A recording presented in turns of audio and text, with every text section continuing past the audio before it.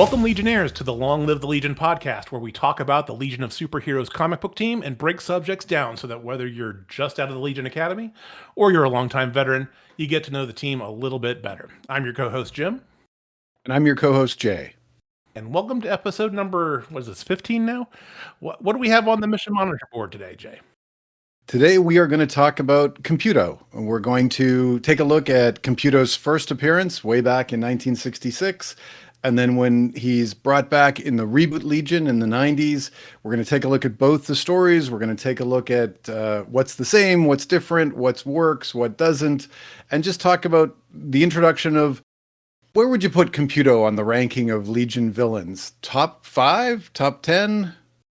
Oh, this is awesome because I really love computers. I love computers, so I think. Computo. Yeah, Computo. Sorry. Let me see. I don't know. Would I put him on a top 5? That's a good question.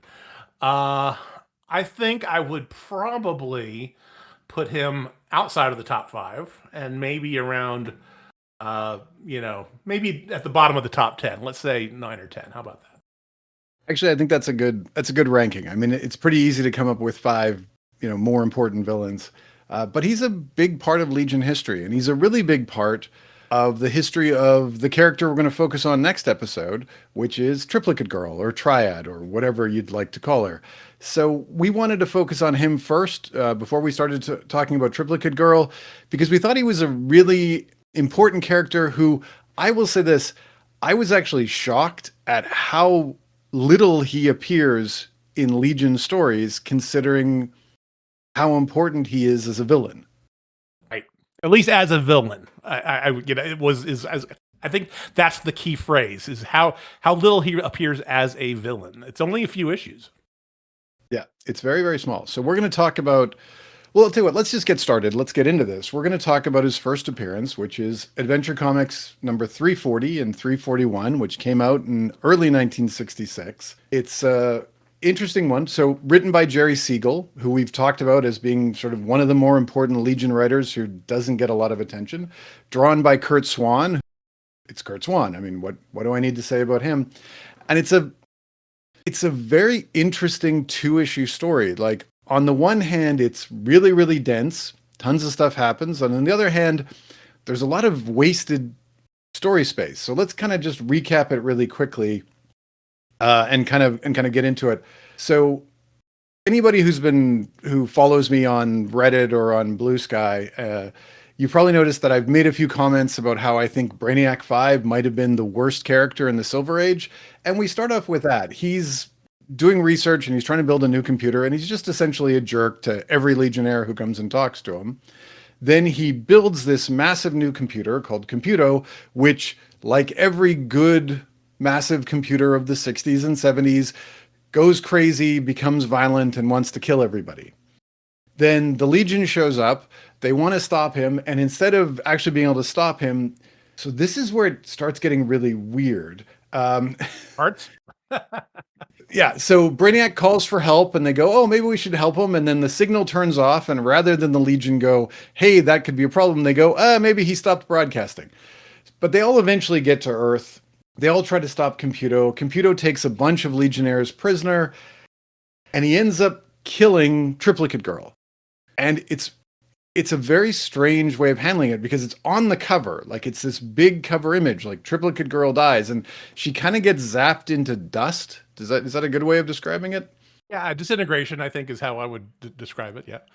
Yep, that's good. But then it doesn't happen until like the second last panel on the last page, and it's a tiny panel. So like for this big event where we're killing off a Legionnaire, it kind of ends up looking like it's not that big of a deal. And I remember the first time I read it going like, is that really that's what happened? So it's kind of offhand, right? It's kind of an offhand moment. Yeah, and it's very much the example of the difference between the Silver Age and, say, what you'd read today, or the Bronze, or what else. Where a death of a character would be this, would be a 1-page or a 2-page spread, and there'd be this dramatic moment, and people would be yelling, and instead it's almost a blink and you'll miss it moment. And that's the entire first part of it. The second part I'll say this. I think the second part is even weirder. Um, so so we start the issue. Triplicate Girl's just been killed. A whole bunch of Legionnaires are being held captive in these fishbowl Computos. Computos wreaking havoc and destroying Metropolis, and I'm assuming killing thousands at this point. But the Legion takes time to have a funeral. They somehow gather all of her disintegrated bits, put it into a rocket urn, and then they all sign their names to the back, or sorry, to the urn, and shoot it off to Shanghala. And that's the first time we see that. I was going to ask, when you were rereading, did you read any of the other people who were in Shanghala? Did you read any of those other memorials? Absolutely. I mean, come on. You got to love Hate Face, right? I mean, Yep. Hate Face is number one. And then you have, what is it, Lita 87, who slipped on a banyo peel, right? I mean, it's these guys are classics as far as I'm concerned. Oh yeah, I thought it was funny that every other memorial it has the character's name and then it tells what happened to them. Triplicate Girl just has the Legion signatures. Like no description of what she did, no description of how she died. And then they're all feeling sad for a second, and then Triplicate Girl walks in and goes, "I'm not dead. I just one of my bodies died, and call me Duo Damsel." And she seems completely unaffected by the fact that one of her bodies was just killed. She's like, "Yeah, okay, I'm Duo Damsel now. Let's keep going." So I got to point something out here, right? Okay, so on the page where they're literally, putting her memorial ship together and all that stuff, the very first panel, he's actually there. Duo Damsel, whatever we're gonna call her, Triplicate Girl, she is actually there. At least on my copy that I have as part of the Silver Age Omnibus Volume 2. There is a circle of Legionnaires are standing around talking about whose fault it is. They're kind of blaming Brainiac, and then in a circle, I see Matter Your Lad, Brainiac 5, Colossal Kid, or Colossal Boy, Chameleon Boy with Prody, Mon-El, Ultra Boy, and what is and this might be a coloring error because this might be supposed to be Phantom Girl, but is the colors of Triplicate Girl / Duo Damsel, and then you have Light Last, then Shrinking Violet, then Superboy. So I don't know if this is a coloring error on the part of the people who were putting the Omni together, but I've noticed that, and Vi is saying like, "Oh my gosh, what are we gonna do?" And she's literally right there. What's going on? So, there's nothing remains of her, but she's like standing next to her. I don't know. Well, I mean, I wouldn't be surprised by either. I also wouldn't be surprised if it was a coloring error because, like, let's be honest about the Silver Age. Most of the female characters look identical, aside from coloring changes. Like they're not doing a lot to differentiate them between the different characters. So anyway, okay. So, and at this point, this is where it gets, I'm just going to say weird. Sorry, I'm trying to pull up the issue to see if I can find the same thing. They are in. Yep. No, you're right. It's the version I have. It's Duo Damsel as well. So, but I think it's supposed to be Phantom. I think it's supposed to be Phantom Girl, and they miscolored her.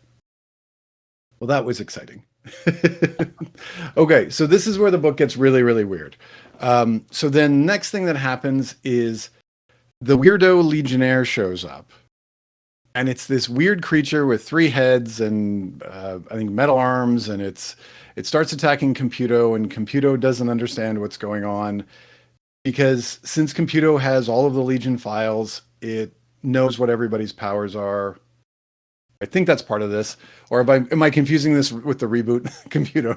Well, they all they take the same story beat, so it's a very similar kind of deal. Is the key thing here is that the Computer does not know who the weirdo Legionnaire is because Computer, whether it's through the memory sucking that it's doing from all the other Legionnaires or whatever, it knows about the rest of the Legion. So this weirdo Legionnaire is a new guy, and he's basically just a big distraction, right? From the other big distraction that's going to happen. Yeah, and then the next big distraction is Colossal Boy pretends that he's going to kill Starboy and Sunboy by slamming their Computo prisons together. And the computer's like, well, I'm not going to stop him because he's trying to kill these legionnaires. But then it's like, oh no, it was a trick. He's actually just pretending.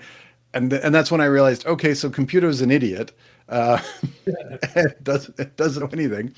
Then we get the next big reveal that the weirdo legionnaire is actually Prody 2, who's changed shape, and then Superboy is using his super ventriloquism, which, by the way, is a completely underrated Superman power, and it's like they don't use it enough. I think it's used in the new movie, actually. But yeah, I don't know. And then we get that, and then for some weird reason, oh god, and then for some weird reason, they go down into the Bat Cave, which is still there 1,000 years in the future and is still in pristine condition, or as pristine as a Bat Cave can be. Well, they go down to the Batcave after Cam fat shames Prody, but that's a whole. Oh yes, right. And then, so then Brainy takes two devices from the Batcave.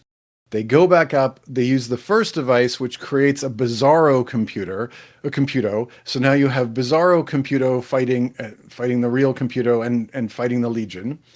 Then, for no reason at all, Computo gives Bouncing Boy his powers back. So for a page, Bouncing Boy gets to fight, and then within like 10 minutes, he loses his powers again. Then for the finale, Brainiac 5 unleashes an antimatter force thing from the second device, which destroys everything, kills Computo, then is going to destroy the world, and Brainy rewires the device and sends him into his own universe. So yes, according to Silver Age continuity, there is an antimatter creature in the 30th century in its own universe. I mean, I know we've talked about like how great the Silver Age. This is one of those where there's so many moments of like scratching your head where you just go, this doesn't make any sense, but yet it's still entertaining and it looks good. Kurt Swan's art's really good in this. But here's the most bizarre part of this to me. Here's the most bizarre part of this whole story to me. Not Bizarro, because I hated that aspect of it. I hate Bizarro, and I will die on that hill. But anyway, the most interesting thing about this story to me is how relevant it is today, right? When we're having all these discussions about artificial intelligence and large language models and singularities, all this stuff, right? It's the same stuff as what was being written about in this story, right? About, hey, because at the second part of the story, the second half in 341, Brainy actually says, "Oh, the United Planets kind of commissioned me to make Computo for everybody for the good of all." We don't get that in the very first part, which is kind of weird. I think that was more of an afterthought, but still, that whole concept of, hey, we're doing this for the good of everybody. What can go wrong, right? It's that theme, right, which is a very classic sci-fi trope. But the fact that we're kind of living it today, I thought was kind of interesting as we were reading this. As bizarre as all the other stuff in this story is, right? And there's plenty of it. That piece of, I guess, topicality, for lack of a better word, kind of really fascinated me, to be honest with you. No, it's an interesting take. I hadn't thought of that because I think, see, I ended up going down a completely different rabbit hole in this for what I found most fascinating about this story is as I was reading this, like forget about the 60s designed robots and the fact that I think at one point they called Computo a jukebox and you go, yeah, that kind of looks like a jukebox. I read that and I was like, so what's the connection between Computo and Ultron? I thought about that too. That also resonated with me, but I felt that I felt like the kind of the more modern AI discussion was more top of mind for me. But I absolutely thought of the whole Ultron thing because you have the whole concept of, here's Computo, he's created, and then he kind of replicates himself, right? Yeah. And then he creates himself a new body. Himself very specifically, right? Yeah, you're absolutely spot on that. Yeah, and it's like it's the smartest guy in the team who's created this robot, and then it's all to help or it's all to fix problems, and then it ends up becoming like it's almost every story beat is almost exactly the same. And I was sitting there thinking like, okay, well, which came first? And Computo's first. Computo's 66, Ultron's 1968. Wow.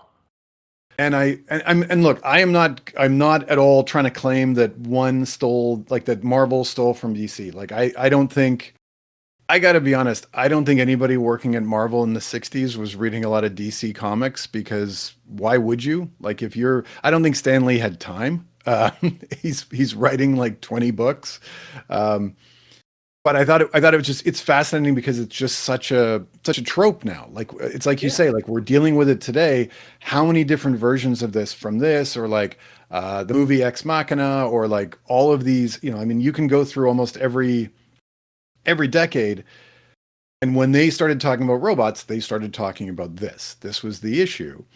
And all I kept thinking was like think of how big Ultron is as a character. I mean, it's the second Avengers movie. I mean, he's one of the top. I mean, he's definitely top 5 Avengers villains. He's probably top 10 just Marvel villains. And yet DC had kind of the exact same thing, and they just went, nope, we're gonna we're just gonna leave it. We're not gonna do much with this character. And I would say even the Legion, like I'm surprised that Yeah. Computo wasn't like, like you'd have those like, okay, it's been 2 years, so Mordru comes back, or it's been 2 years, so the Fatal Five comes back. And I'm surprised that Computo didn't fit that exact same kind of rotation where they just said, because it's easy enough. Like you have a little spark of, like you have Computo buried somewhere in the Legion headquarters mainframe, and then, all right, you got a 5-issue story. Like it's, Yeah. Well, I mean, I think at the end of the day, I mean, to your point, right? I think this trope, this particular trope of technology run amok, yeah, this was actually a trope even then in 1966, right? So this was nothing really new at that point. But yeah, I mean, it is interesting between the fact that Marvel ran with Ultron and DC decided to kind of just not do much with Computo. Now, please refresh my memory on this because I am not as well versed, especially in the older Marvel stuff. But Ultron always humanoid, right, from his yeah, conception? Okay, yeah. yeah. So, and I'm wondering if that's part of it too, because Ultron was very much more of a, if he's much more of a human robot, he's maybe more of an interesting character than kind of like this boxy, strange looking robot, you know? Yeah, and then when I think of the next Computo appearance after this, which is forward to the 1980s, right? That Legion, the first Legion annual, which I have said numerous times is might be the best annual ever written, ever produced, and is one of the best Legion stories ever, and never appears as a robot, like has possessed. So I will do the quickest of recaps for anybody who hasn't read the book. Essentially, Computo comes alive when they're trying to cure Daniel. I always mispronounce her last name, Foucault, and he possesses her body. So there's never a robot; it's actually a person, and Yeah, it more like a makes it virus. far scarier. Sorry? Yeah, it's almost like Computer is a virus almost. Yeah. And it's a far scarier image as this girl's appearance. Like it's very exorcist adjacent. Uh, it's a far more frightening Computo than we've ever seen before. Um, and it just works so well in this story. And again, like shocking that it took them 16 years to bring the character back, Yep. but did it in an amazingly good way. But then where it gets weird though for me after this is that uh, Brainy basically brings back this V2 Computo, which is basically just a butler for the Legion, right? I mean, that's effectively what it is, right? Who's in the body of Validus. Like for Yeah, just a further, it's like Brainy does this just as he's resigns from the team when he's all. This is volume 3, the Baxter series, and he puts it into a little miniaturized Validus body, and it's like, hi, I'm Computo, and I'm your major domo or whatever, and what would you like? And and again, like I mean, it's the perfect setup for another writing team to say, all right, we're going to make him a villain again. But they just never. I mean, the series was almost over, and then they did the big 5 years later. But yeah, it was a very weird choice, but it was kind of and it was kind of one of those where you said like, okay, how pissed off is Brainiac 5 if he's going to do this? And especially if he's, and I don't know if he's ever been written as friends with Duo Damsel, but I mean, Right. like what a kick to the teeth for her. Like that's just Yeah. horrible. Remember that guy that murdered one of you? Yeah, I'm bringing him back. Yeah. Yeah, and then the last time he appeared, the last time Computo appears in the OG Legion is they use the Dominators use his programming for Bion, which is like the big robot that goes and starts destroying the Legion, and I believe kills Laurel Gand. I think I'm getting that wrong. Fights Laurel Gand and beats her up. Yeah. And I was like, okay, okay, cool. We brought the villain back. Like that's good. But yeah, I mean, it's kind of an underused villain, and I think there was so much more they could have done that could have been fun with it. Because again, like those Ultron stories in the Avengers are usually like highlights of that series. Like when you get those big, I think of. Did you ever read the Avengers? And I don't know what volume it was when it was Kurt Busiek and George Perez. No. Okay, so I will just say this: if you like good comics, like just good superhero comics, that run with those two, I think it started after the Heroes Reborn, like Heroes Return, when like we remember the Rob Liefeld Captain America drawings where he looks like he's been inflated like a balloon. So it's after Right. that. Yeah. 100%. And they're just great Avengers comics, and they do an Ultron story which is just compelling start to finish. And you kind of just it's kind of, I always think of it as like what might have been when we talk about Computo. Like this is what they could have done with Computo, and they kind of kept missing the mark. Aside from While we're talking about the 5 years later era, though, we'd be remiss to not mention the fact that Danielle comes back as and one of the younger Legionnaires, as that younger team, and adopts the code name Computo, and she's basically a computer empath, for want of a better term. She's has that capability of kind of being a Neo in the Matrix type of scenario, and she can control computers. So, which is kind of a neat trick. And I'm kind of surprised they never kept using her in the reboot in that function. well, I think for the reboot, I think because they had the original Invisible Kid back, her whole arc and character didn't make sense to be there. And then when Gear came in, when Abnett and Lanning took over, I think he sort of took that role. Yeah, that's true. But Yeah. but again, that was another one that it keeps coming back to, like, okay, so I'm going to call myself Computo, and like nobody sat her down and said, yeah, that's a killer robot that killed one of the members of our team. Maybe pick a different name, like just anything different. It was one of those odd choices where you just said, I get why she's picking this name, but there's this lack of empathy. Like, But you just end that up also feeling got sorry kind of for. defanged a little bit too, because at that same time, remember they were saying, triad, triplicate girl, whatever we're going to call her at this point. At this point, she thought she was only two. She could only, split into two. But then Brainy was like, oh, if you really think hard enough and wish hard enough, you could be three again. And then, of course, she just magically kind of becomes triplicate girl / triad again. So that whole arc of Computo, killing one of triplicate girl selves was kind of nullified just by doing that. Also, it was just very strange, that whole time frame. I think you've just entered into the realm of that horrible part of 5 years later that I just have blocked from my memory. So it's like as far as because as soon as you said that, I was like, oh, I remember that story. I also remember hating every moment of it and just being. Well, speaking of bad stories, we probably also need to mention, just to get it out of the way, that they did bring Computo back as in kind of this weird hybrid form of kind of a virtual personality / supercomputer in the Bendis version as well, and the visual representation kind of looked like the Danielle version. But that's all we're going to say, because there's really not much else to say about it.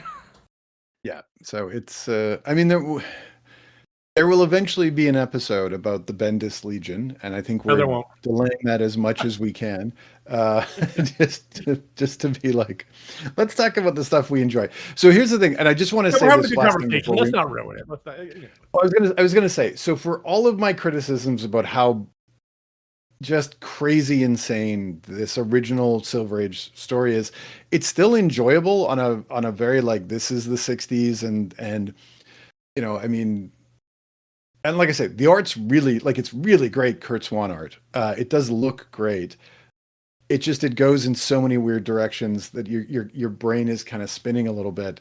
And again, compared to modern stories, or compared to even what we're going to talk about next, which is the reboot's introduction of Computo, there's so like it just doesn't follow a logical thread at all. Like the story just bounces, but it's still enjoyable. I'd still recommend reading it because it's the introduction of this very key character. Now, the reboot introduction of Computo, I'm going to let you handle that. You're the reboot expert of the two of us. Sorry. Oh. And Yeah, I'll let you take it away. Yeah, this is not my favorite era of the reboot, that's for sure. But just to set the stage, at one point there's a story that we probably should talk about at some point. The Emerald Vi storyline. We should probably have a dedicated episode to that. But anyway, as a result of that particular storyline, the Legion gets split into two. The one group, half the team stays in the future, and that run is covered in the Legionnaires title. The other half goes blasted back into the 20th century in the 1995, 6, 7 timeframe, which would be, of course, the timeframe of the current DCU at that time. And so they're hanging out with folks like Superman and the Justice League and Impulse and Superboy and Robin and all that kind of stuff. So what this part of the story is, this is basically the very end of that 20th century storyline where they're trying to get themselves back home. And so a couple of things happen as part of this. One thing that has to be talked about is the fact that there is this kind of this New Gods crossover, and as part of this, Spark, who is of course Lightning Lass, Ayla Rands, she through the power of Apocalypse gets light gravity powers. So instead of being an electric caster, now she can make things light, as in from the Silver Age. And so that happens, but they also get possession of a mother box as part of this storyline, and they're also interacting with the Metal Men through various other storylines that's going on at the time. So we get to this point, and this is at Legionnaires 98. I'm sorry, Legion of Superheroes V4 number 98. And they're starting to get ready to go home, and they realize that if Brainy can make the supercomputer using a mother box and the responsometer from Doc Magnus of the Metal Men, they can create the supercomputer that can figure out how to get back to the 30th century and create a time portal. So that's basically where we are. That's where the beginning of this particular story starts. And so effectively what happens is Brainy creates this thing. It's this crazy, very angry computer that is yelling at pretty much everybody that's talking to it at the time. But within a matter of seconds, it creates this time portal over the skies of Metropolis that the Legion can then use to go back to the future. And that's when all the fun really starts, because Computo realizes that, hey, once they're done with this, they're just going to disconnect me, and I'm not going to be active anymore. I'm going to be dead, basically. So he starts to kind of rebel, and that's where we get the the crossover into borrowing a lot of the story beats from the Silver Age story that we were just talking about, right? So you have different characters being taken over and kind of held hostage by Computo. You have the weirdo Legionnaire makes an appearance, right? So there's all kinds of things that are going on here, and betrayal and all kinds of guest stars from all over the DCU are part of this story. Yeah, it's so instead of 2 issues, it's 3, although it actually feels shorter with all of the subplots going on.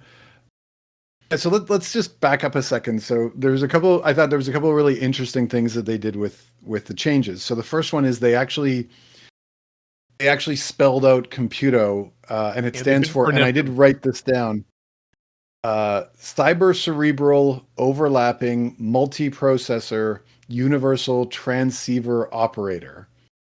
And I would have loved to have been in the meetings when they were trying to figure out how to do that, like which words to use.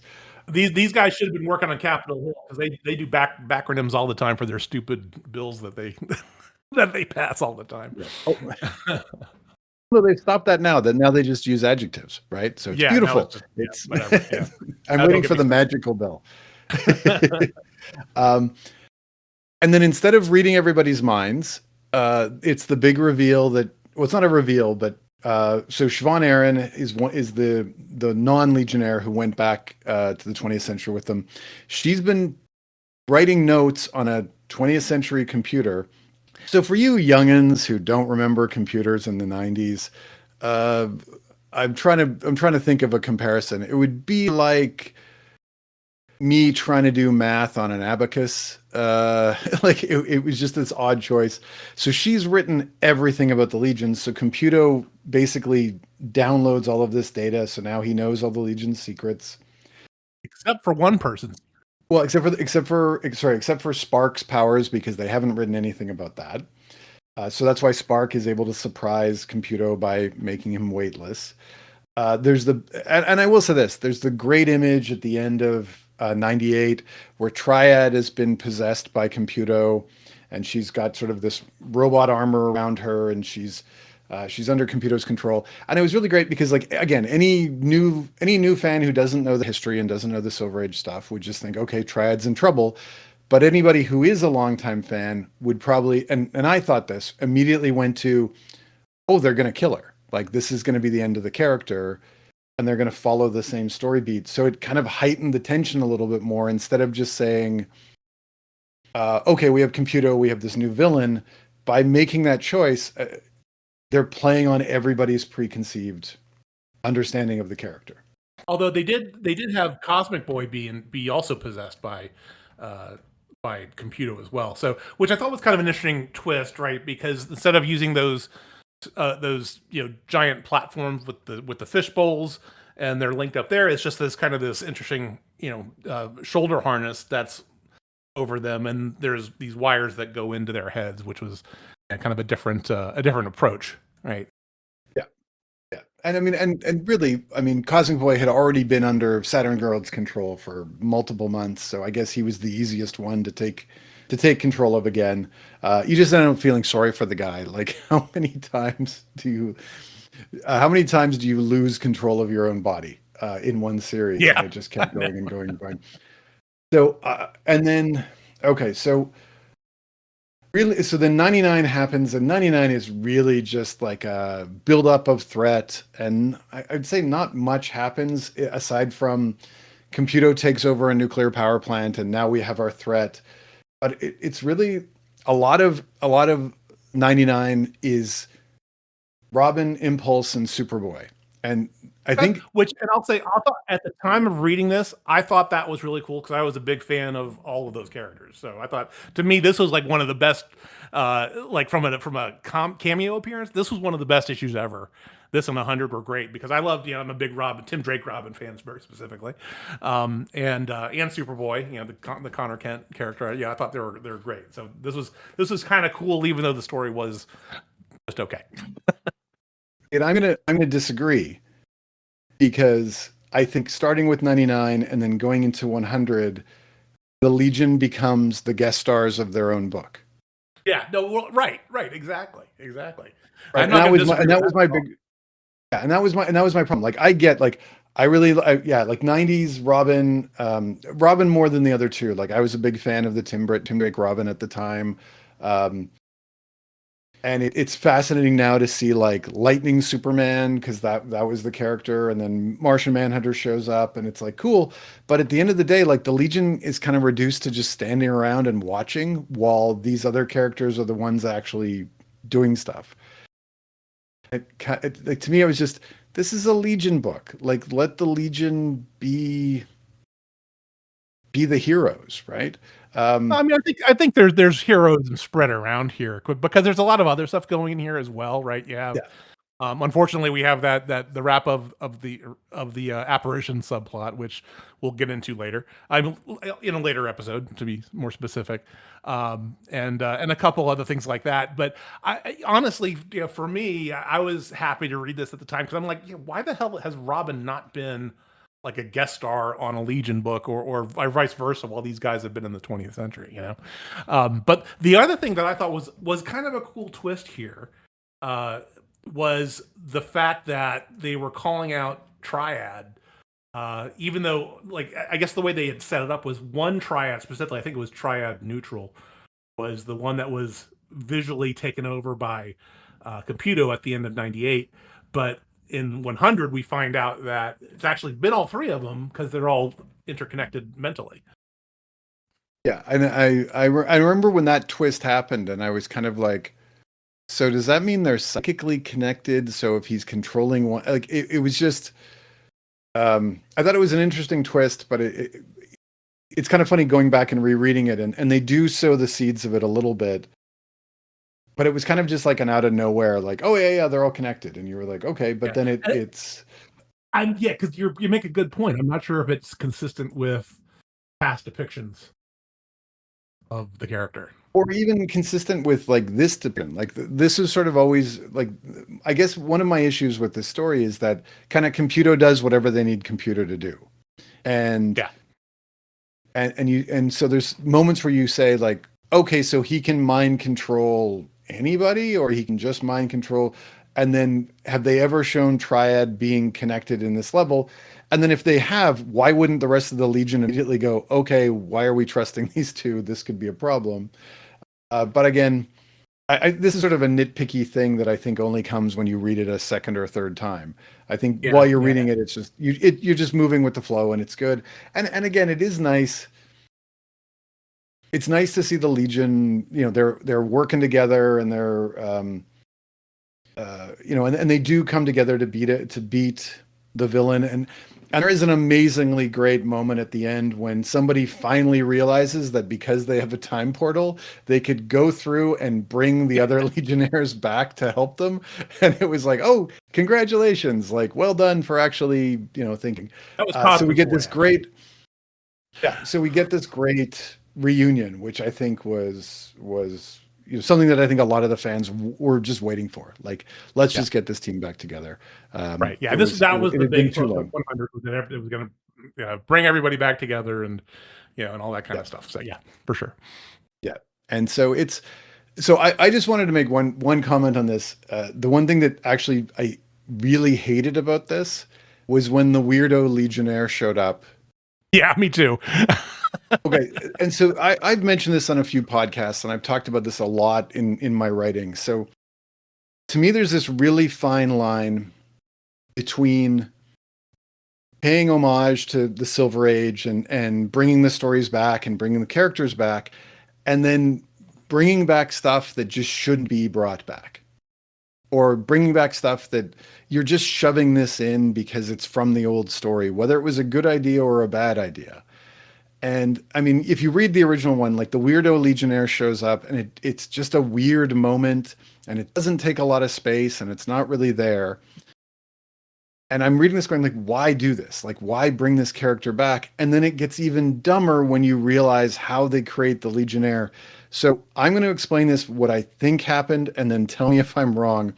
So my understanding is Pharaoh turned into Iron, shoved Iron's responsometer into his chest. So now Iron took control of his body and changed his shape. So he looked like, so he now looked like the weirdo Legionnaire, and then somehow was able to change coloring too, which I don't think any of the Metal Men have been able to do before.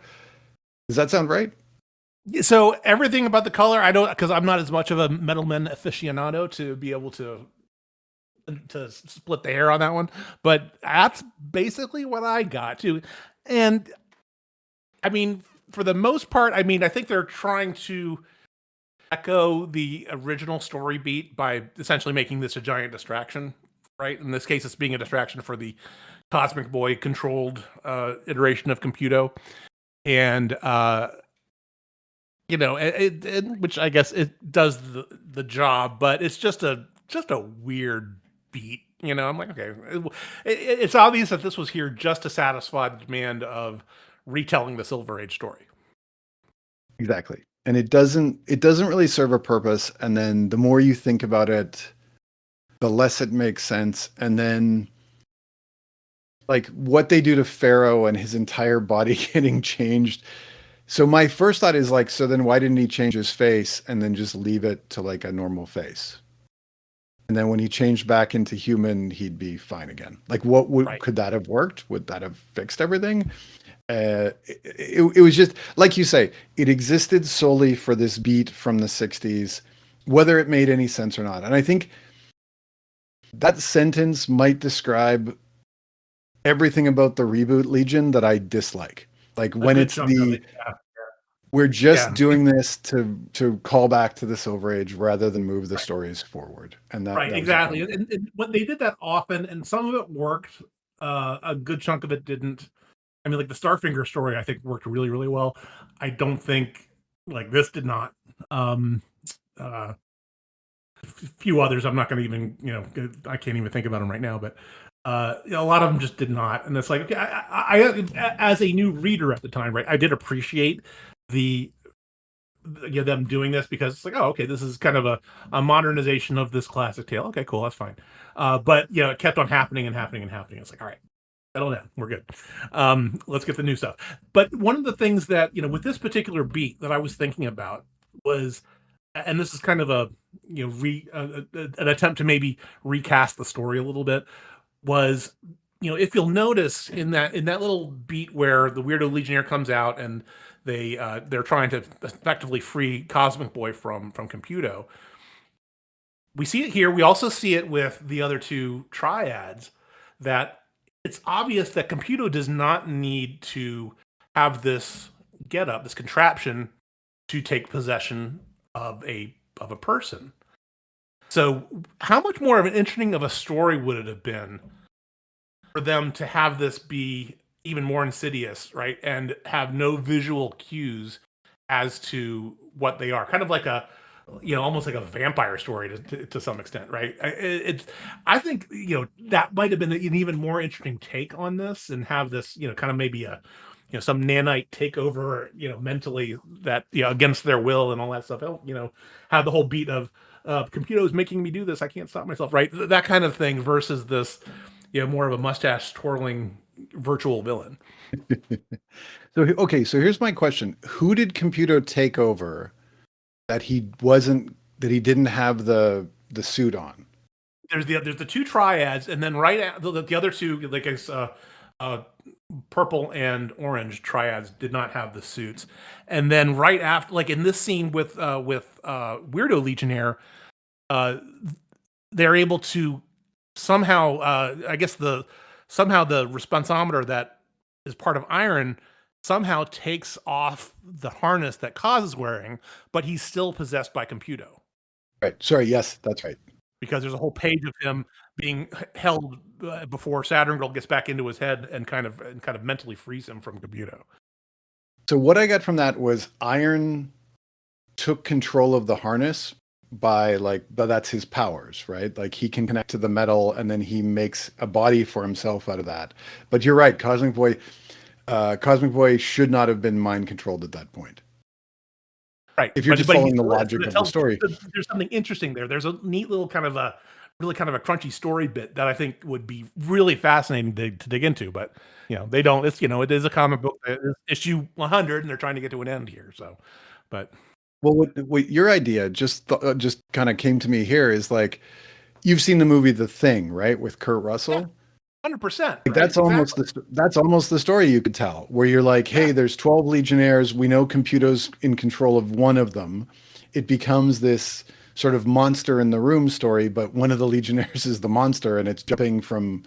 Yeah, I mean, you could have a ton of fun with that. Like, again, I think that comes back to the point right from the very beginning of the podcast. Is there's so much that they could have done with Computo, and they end up not really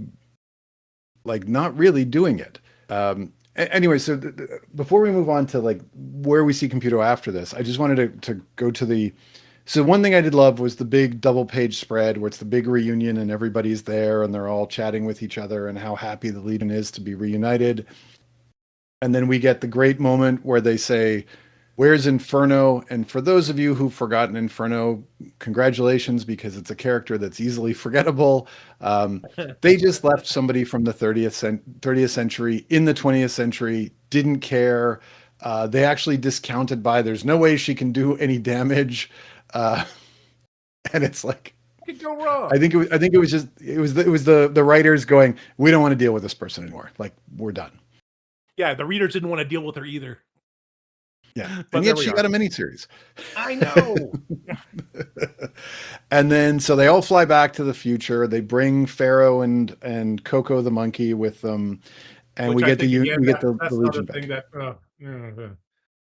I'm not Yeah, a fan that of was another one that I this just right now. I'm not a fan of this iteration of Pharaoh lad. No.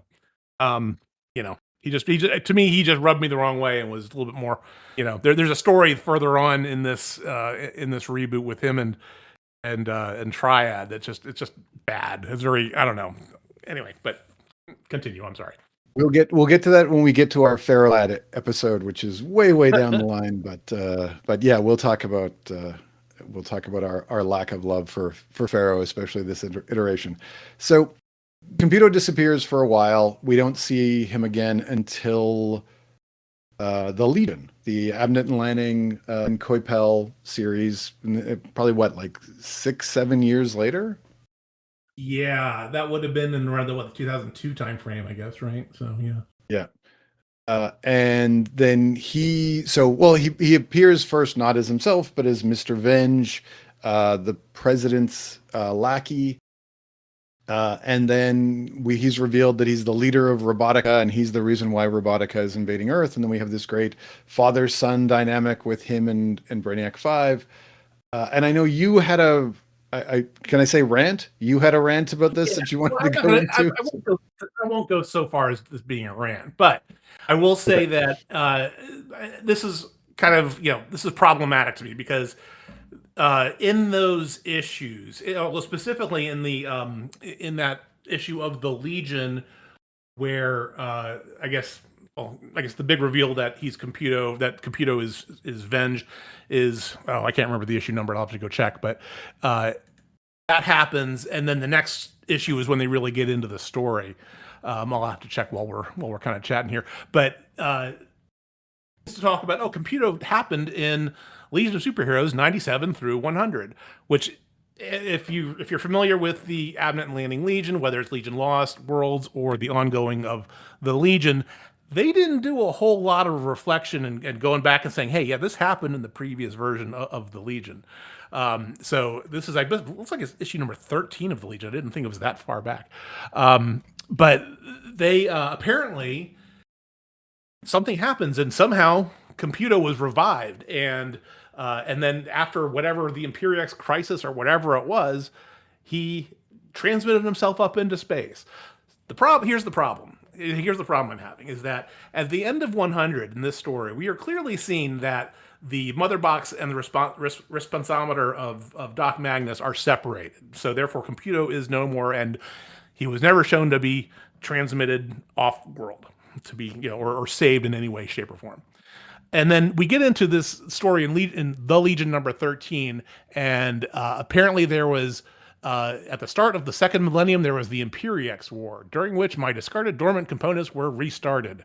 Okay, I'll take your word for that.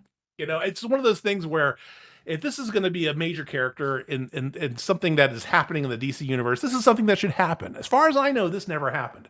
I am happy to be told that I am incorrect, but I could not find anything about an Imperiex war with Computo. If I'm wrong, please let me know and let us know at longlivelegion2025@gmail.com. But there's no reference as to what issue this happened in another book. So, I mean, come on, guys. If we're going to have this story, I get, you get to play with the toys, Abnett and Lanning, but it would have been good to have some kind of, actual basis on something else versus saying, hey, I'm just going to grab this one out of the stack. With a fake storyline that never actually happened to tell me about it. But that's just me ranting and getting upset about stupid details. But realistically, that's the book, or sorry, that's our podcast, ranting and getting upset about stupid details. That is true. So it is, it's part of the fandom. So I'll be honest, I didn't care about any of that. I was just happy Computo was back because it's just like cool. We get because I mean, when I was doing my reread of all of these issues, my big complaint right from the beginning was, why do we not have Legion villains? Like, uh, this is a Legion book. Give me Legion villains. Like, I want to see these guys come back. I want the Fatal Five. I want more Drew. And so when Computo shows up, I think I was just so happy that we finally got a real Legion villain that I didn't care about anything else. Oh, I mean, So let yeah, me be frank, right? I mean, I think it's cool because when you really look at the whole body of work, the seeding of Robotica was made. That was literally it was the first Abnett and Lanning full issue that they wrote. Was the issue where Cosmic Boy and Apparition and Monstrous and Brainy go out and somewhere, and then they encounter these robots and these killer robots and things like that from Robotica, who obviously have a grudge against Brainy. So they had this in their head from the get go. Awesome, that's fantastic. But at least give me a bit of the better story to say, hey, at the end of Legionnaires, Legion Superheroes 100, this thing that just make reference to that particular story. Don't make something up that is fake. That because I want to know about this. This is the kind of thing I want to know about. But yeah, I mean, yeah, and I will say right. this: using Computo as a villain worked a hell of a lot better than LSH Volume. I agree. I agree completely. And so, and like you're saying, like right now, literally, as we're sitting here recording, I could come up with a better explanation. You could have said like, in Legion 100, as the virus into my system, I jettisoned the body and went into a satellite that was, and then I rebuilt myself and I started traveling across space. Done. Like, there you go. There's literally panels. There's literally panels in 100 that could be reused for that kind of thing, right? Right. That's all I'm saying. Just make it make more sense. I just wonder. There are moments like you made the comment about how they don't make a lot of reference to this series, and I sometimes wonder if they were intentionally ignoring all of this because they were trying to create such a clean break that they didn't want to make reference. And I don't know. I've never seen an interview where they've talked about this, but there is a sense, that they were going, we don't want to even talk about this because we want to go in, such a completely new direction. But yet they use various aspects of it, right? They have Vi growing and shrinking. They have the Athramites. They have, et cetera, et cetera. Right? There's plenty of things that they used from the world, but they didn't really acknowledge it, which I guess, and I've made that point before. Yeah. No, that's right. So to wrap this up, as we're kind of looking at this, so first of all, I mean, I think it's kind of obvious, but I'm going to ask anyways. Of these two stories, which one would you recommend somebody new to the Legion to read first? Honestly, I think the classic, the Adventure 340, I think is better because to me it stands alone. Like the reboot one really requires kind of a reading of a lot of stuff ahead of it to understand why the Legion's in the 20th century and blah blah blah, all that stuff. Whereas the 340, 341, as crazy and wacky as they can be, very straightforward. And it's also, I feel like it's more relevant to today, like I was saying earlier. Yeah, I agree. And we didn't talk about the massive number of subplots that were going on in the reboot Legion stories. We skipped over all those. And yeah, if I was a new reader, I couldn't imagine jumping in 98, 99, and 100 without being completely lost. I think the other thing that kills the Computo story is when you get to issue 100, the two best stories in the book are two of the backup features. The backups, right? Exactly. Yeah. Right. Totally. Because you get a great Alan Davis drawn story, and you get a great Paul Levitz, Walter Simonson story. And so when you get overshadowed so badly in your own book, that's never a good thing. I would agree. I think you read the original. Yeah, for sure. And the sad thing about those backups, I mean, the Alan Davis one is great. I mean, it's Ferro Lad centered, and that's actually really good.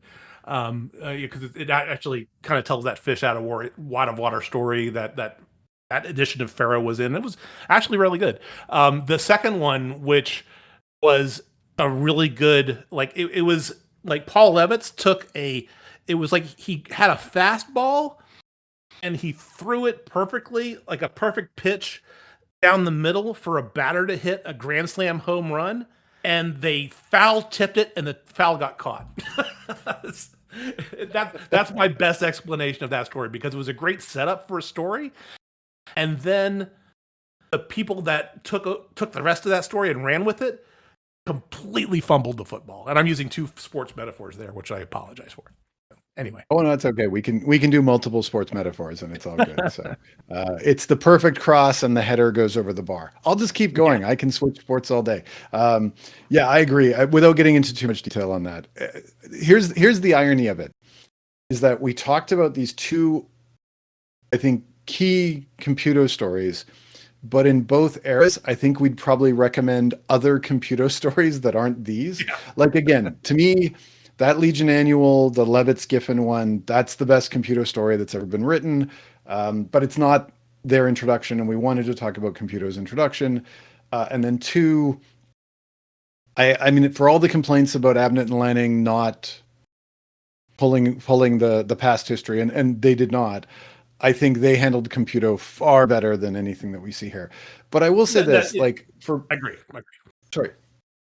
I will say this. I was just gonna say I agree, except for the fact that there's a lot of Deus Ex Machina usage in that particular story as well. But again, we can have another discussion about that at a later time. Oh, exactly, and that's a future episode, right? For both of these, I would say, yeah, definitely read the early one, because this is a key character. This is an important one, and there are just some big moments. And I will say this: I actually think the reboot kind of dropped the ball by not. I mean, I wouldn't say you should have killed Triad or killed one of her bodies, but I think there could have been a more dramatic way of telling that story. Like, I don't know which character I would have sacrificed to the altar of good stories, but I think that would have maybe raised the stakes a little bit more, or had a more dramatic ending, especially like they're all reunited and everything's happy. And then if, Computo had lashed out and pick your character. Yeah. Let's say Computo had killed Spark, and not that I say I would have wanted Spark to die, but like, right, if something like that, it would have, the stakes would have been higher, and it would have thrown off the expectations, because I think everybody was expecting Triad to die, and instead you get something else. Well, and I think that's we're getting into a little bit of a couple layers here that I guess will function into a discussion in a few episodes where we talk about Apparition and Tinuazo in this era, because we kind of had that happen already. And in fact, that story was actually even resolved in this episode, or in this issue as well, right? So that gets a little bit murky, right? And so and would make it even more complicated than I think it needed to be, even still.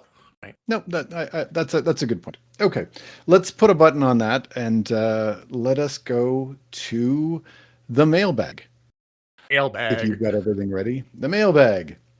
All right. So I know we've got some great emails. We've got some great comments on Blue Sky. Should we just call it the Blue Sky mailbag? Is that a good? I know. Well, I'm going to go ahead and just read the mail, because the email is sent to us at longlive2025@gmail.com. Just because there's a bunch of them I kind of want to get through, and people can't see our email box without our password. So, or they can see it. They can't see responses to Blue Sky unless they privately message us. But anyway, so let me take care of the email box first.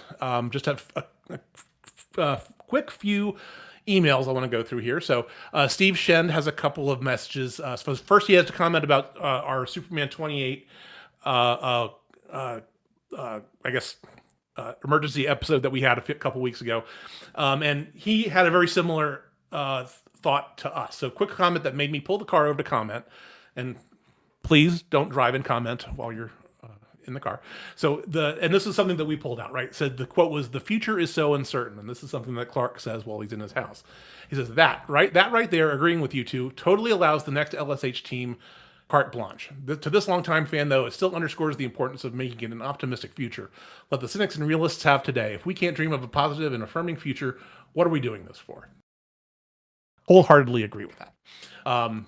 Yeah, can't agree more. Yeah, and then he also has another interesting theory, but this is regarding the whole Doomsday being the time trapper thing that we were talking about. Spoilers, but Superman 28's been out for a while, and this whole thing's been going for a while. So let me see here.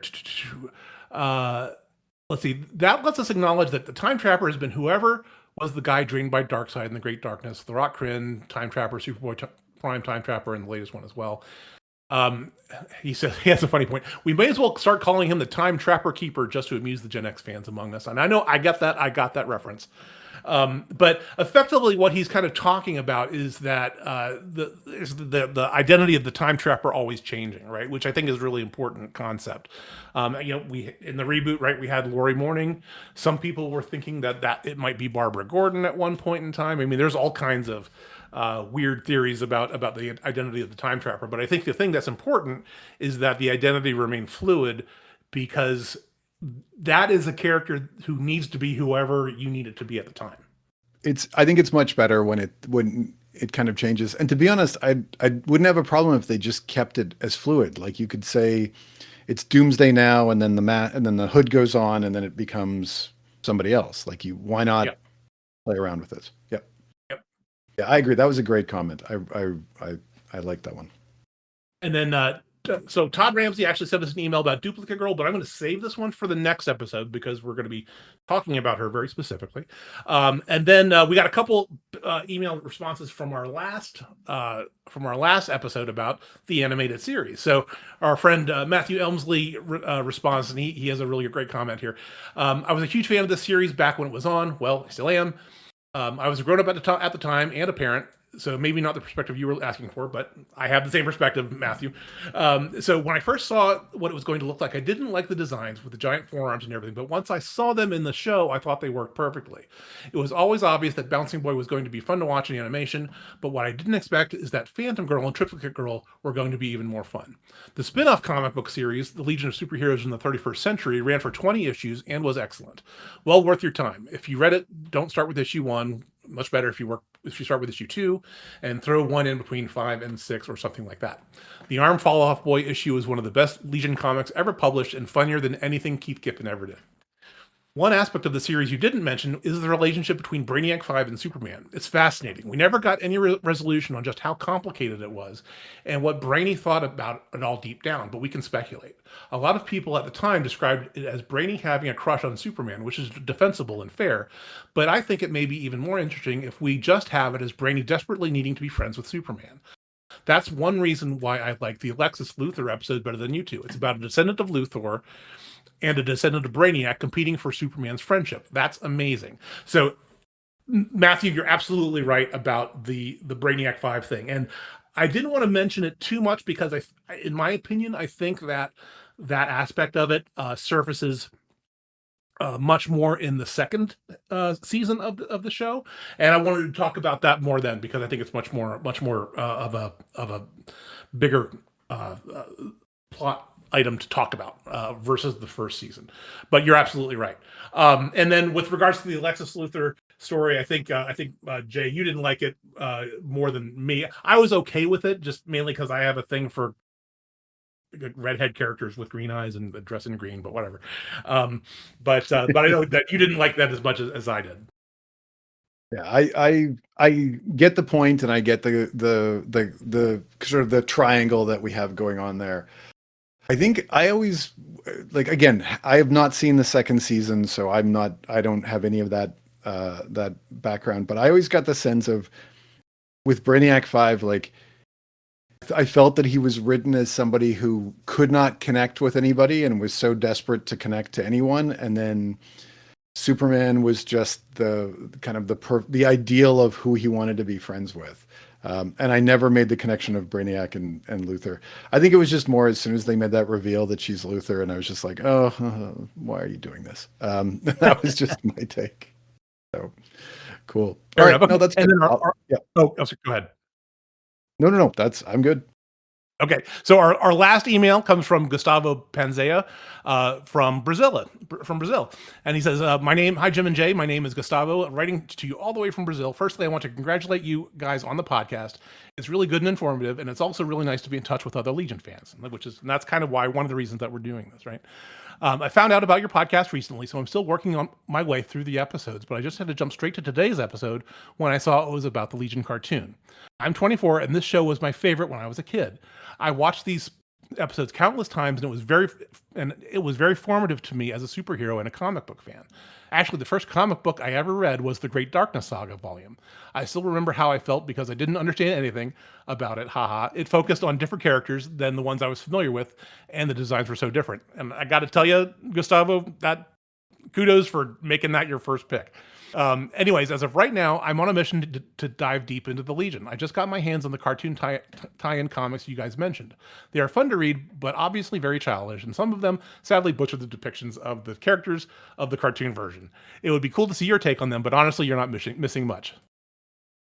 Your recommendations are helping a lot to know what to read next. Thanks for the good work. And he has a couple suggestions for future episodes.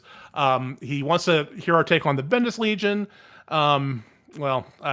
So first of all I'm going to say about that is that if we do a Bendis episode, it's going to be it's a back burner kind of thing. I actually was on the Stop Let's Team Up podcast a couple years ago on episode 41, and I talked with Ross about the Justice League and the Legion miniseries.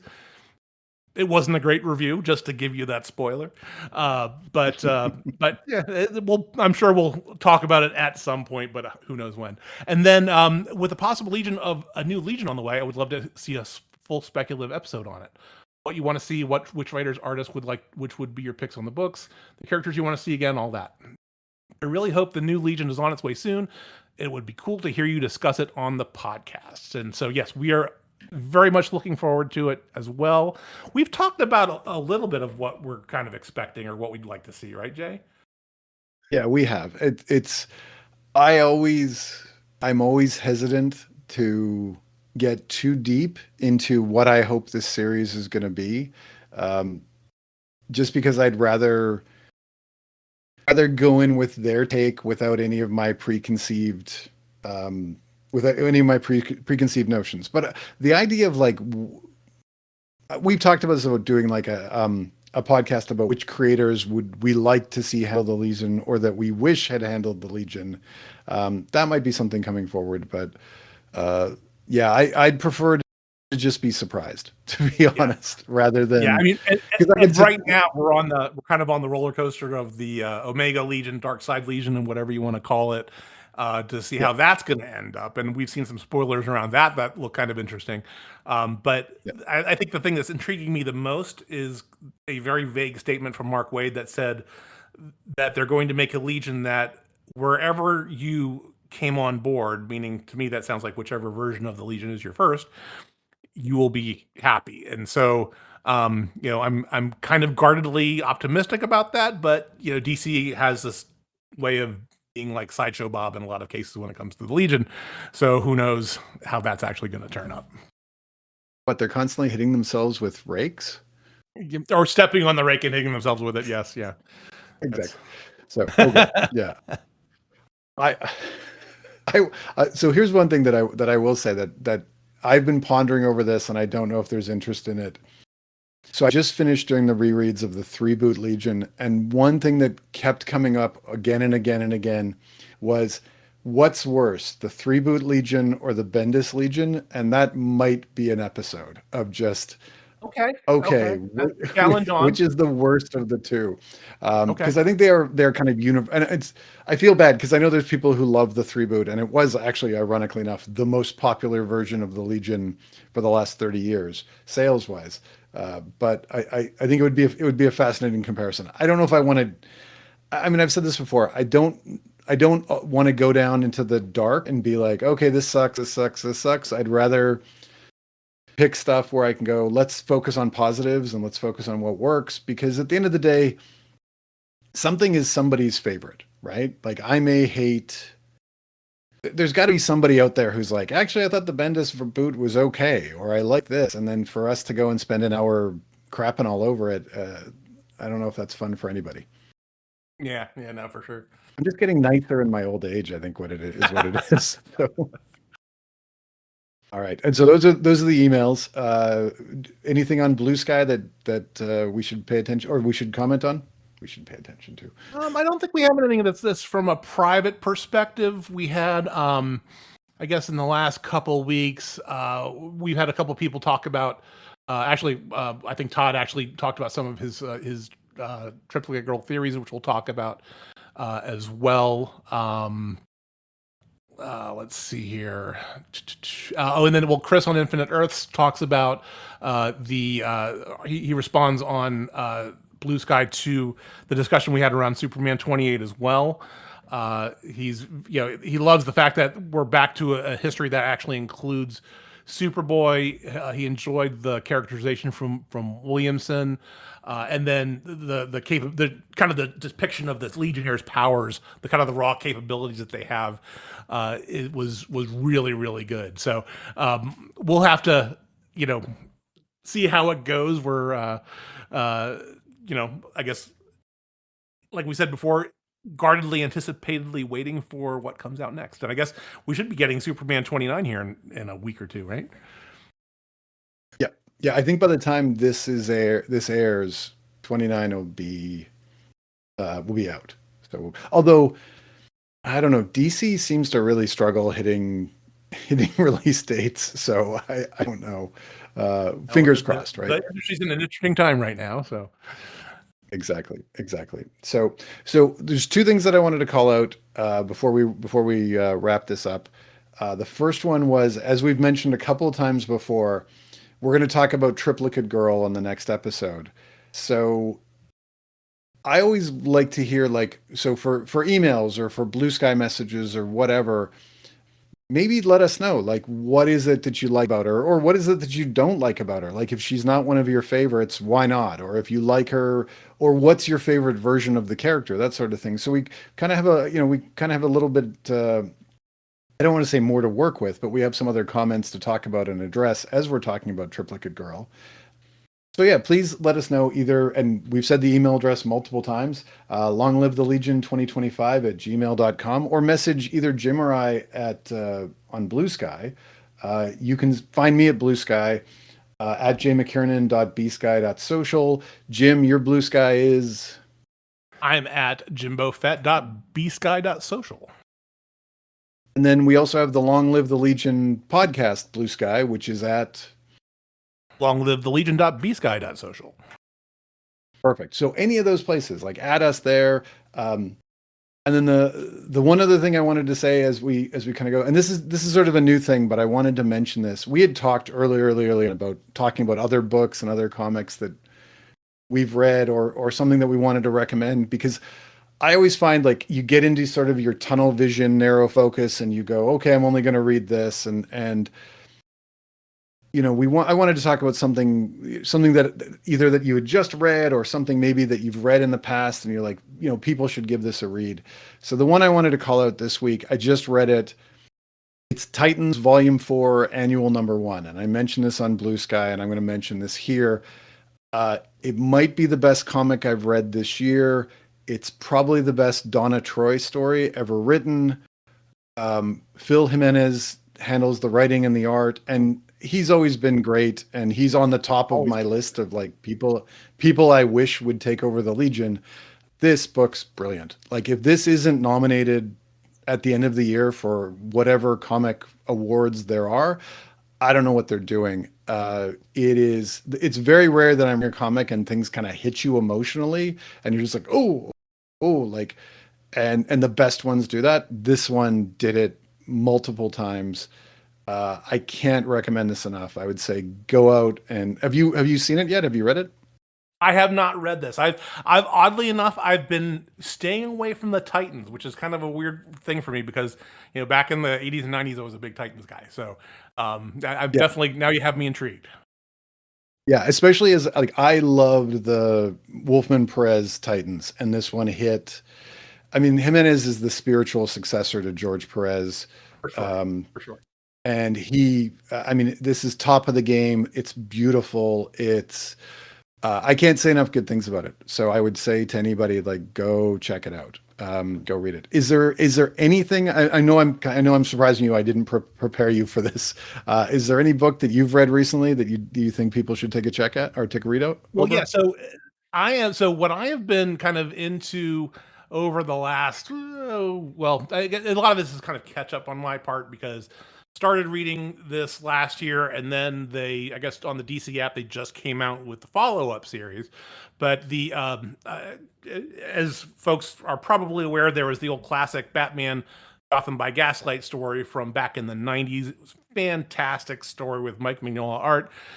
So they've gone and kind of revisited this in the last couple of years. And so you have Andy Diggle and Leandro Fernandez creating the Gotham by Gaslight, the Kryptonian Age series. So 6-issue miniseries, and basically it's the continuation of that story. But what we're doing now is we're bringing in kind of the Justice League members. You have a Wonder Woman, you have a Superman, you have a Green Lantern, you even have Adam Strange.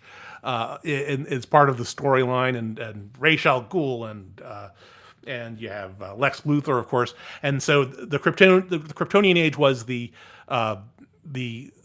series from last year that kind of brought these characters up and together. And now this last week they've just released the follow-on series to that, which is, and I'm blanking. Oh my gosh, it's A League for Justice.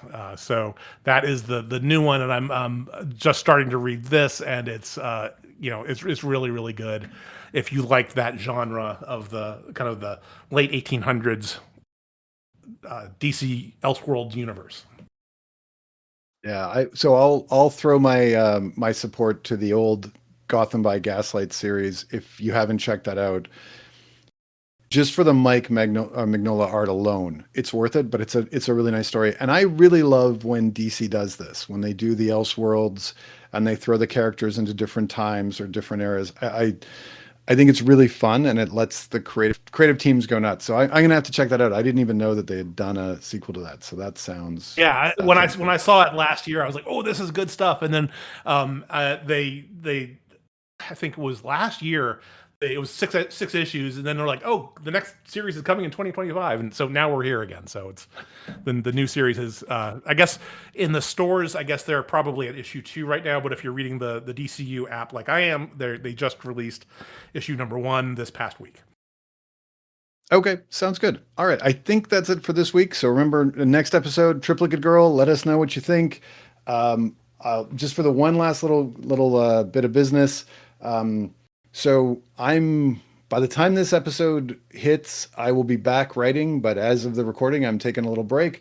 But you can find all of my Legion columns at jmlonglivethelegion.blogspot.com, and you can find me at both Discord and Reddit as Drake Burrows. And Jim, where can they find your columns? Because are you back writing, or are you still on your hiatus? Well, I mean, I did do a review of Superman 28 a couple of weeks ago, and so I'll probably be doing a 29 one here soon. But I've been kind of in a little bit of a rest and recuperation phase over the last couple of weeks. But I have my Legion Reviews website at jimboslegion.blogspot.com. Trying to get back to the 1 week in issue, 1 issue a week. I could talk right, that of our Legion related comic book review. You can find me personally on Blue Sky at jimbofett.bsky.social. I'm on Reddit at jimbofett87 and on Discord as jimbofett on the Legion Fan Club Discord. And if you would like to join up there and chat with all the cool people that are posting art and talking about all kinds of Legion subjects, feel free to shoot us a DM or shoot us an email, and we'll get you that invite. Perfect. All right. Well, that does it for this week. So thanks to everybody for listening. I forgot one more thing. Sorry. Because, why would we be organized?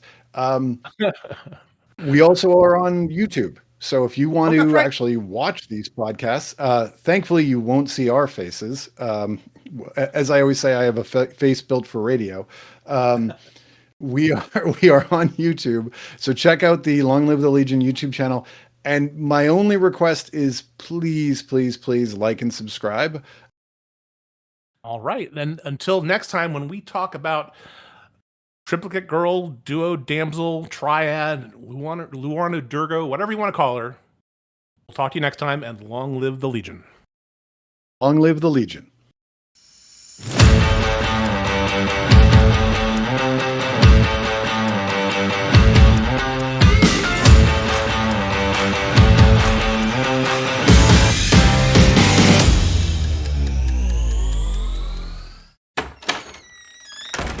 Hey. Oh, hey, Jeff. What's going on, guys? Oh, talking about Superman. Oh, cool. I could talk about Superman. I could talk some more about Superman. We know. I'll bet a few people would want to get in on this. I'm down. You know it. That sounds like fun. I'll do it. Cool, let's do it. We can call the show Men of Steel. And you can find it at certainpov.com. Or wherever you get your podcasts. Yay. CPOV. certainpov.com.